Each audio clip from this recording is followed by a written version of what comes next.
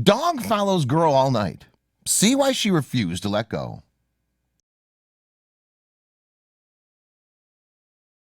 But before we start, please take a moment to give this video a like, subscribe to Happy World, and hit the bell so you'll never miss these great stories.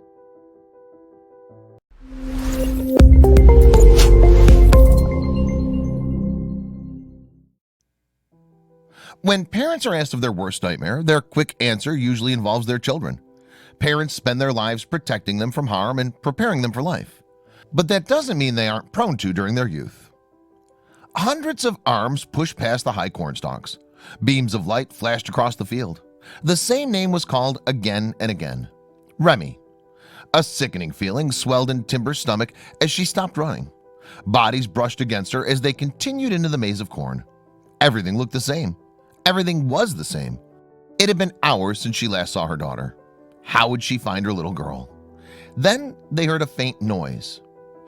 Timber Elliott dried her palms against the thighs of her pants before shielding her eyes from the sun. She'd just finished washing up from dinner when a silence descended. Usually she could hear the screams and giggles of young Remy as she played with her beloved pet terrier. Her gaze scanned the yard. Nothing. Where was Remy? Remy was always fond of hide and seek. Timber checks her daughter's favorite hiding spots: behind the car, under the hay, behind the corn stalks. Nothing. She slapped her hands and whistled, expecting their dog to run to her side. But she was just met by the rustling of their cornfields. Four-legged Fat Heath usually came to her call every single time. Something was wrong. Timber ran inside their house and pounded up the stairs. She drew every curtain in every room, searched under every bed, checked in every wardrobe, inspected the space behind every door. Remy was nowhere to be found.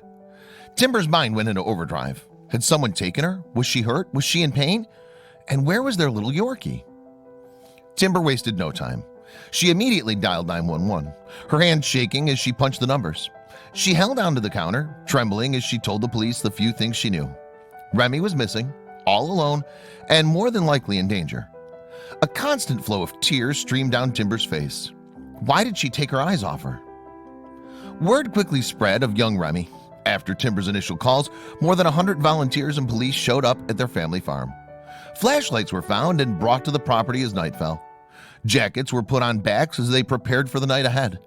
Kind words of optimism made their way to Timber, but nothing helped. How could she ever forgive herself? It was stressful and emotional. We were all out there just walking back and forth from one end to the other, yelling her name, explained family friend John Paul Kopp. Hours went by. Friends, family, neighbors, strangers, and law enforcement searched. Bodies walked back and forth, bumping into one another, calling for Remy, delirious from exhaustion. Timber pushed on, dragging each leg forward, ignoring the burning in her calves. But then the unimaginable happened. Lights began to fade one after another. In the distance, the flickers diminished like dying fireflies. Timber turned to take in the face of her friend John. His face slowly disappeared, and they were left in darkness. She could hear her heart pounding in her ears. You don't hear well in the corn either. So when someone's yelling your name, you hear them, but you don't know where it's coming from, a volunteer explained. Timber slapped the torch off her hand. Nothing. Cries escaped her mouth. Then the sheriff's office decided to end the search for the night. Timber Merritt didn't sleep that night. Instead, she stayed awake worrying about her little girl, jumping at every sound hoping it was her.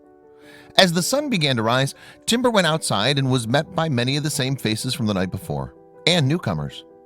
Out of habit, she picked up Fat Heath's water bowl. A chopping noise from the distance began to rise.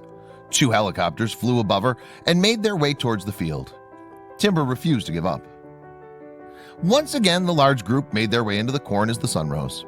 They scoured the area and called for Remy. Quinlan, Timber's brother, had driven from Kentucky to Missouri to search for his niece. Timber shared the surprising truth to their field. The cornfields are like razor blades, cutting you, especially for a child. Quinlan pushed on through the field, determined to find her. Then he heard a bark. Quinlan stopped, for fear he'd make noise. He called for Remy again and then waited. Another weak bark replied. He spun. He couldn't make out where the noise was coming from. So he ran, stopping every now and again in an attempt to find the direction the noise was emanating from. He pushed stalks aside. Then he nearly dropped to his knees. Remy lay motionless about half a mile into the field. Dirt covered her hands and face. Her hair was a nest of dirt and leaves, and her pants were stained in mud. And right beside her was Fat Heath. Quinlan lifted her limp body from the bed they'd made. Fat Heath followed suit, his tail wagging, but Remy wouldn't wake up. Remy was reunited with Timber before they quickly made their way to the Black River Medical Center. She was asleep whenever they picked her up. She was definitely exhausted and hot, Timber explained, severely dehydrated and worn out. Timber couldn't help but blame herself. What if Fat Heath hadn't been there to protect her for 12 hours? Then she got her daughter's results. Remy suffered from bug bites and rashes from the corn in the night. Her mother shared her concern. "I've never seen that many mosquito bites on anyone before." But thankfully, Fat Heath was there to keep her calm and safe from any predators. Timber can't help but wonder what could have happened to her daughter if he had not been there to protect her. Did someone say something about a girl's best friend? Remy has since been reunited with her trusted companion, Fat Heath. The story has gone viral after being shared online. Many have praised the Yorkshire Terrier as the hero of the story, instead of Remy's uncle who actually found her. "Why was you not scared?" Timber asked Remy. "Because Fat Heath was with me," the shy girl whispered. Thankfully, this story ended in happy tears. Fat Heath is well deserving of some extra treats.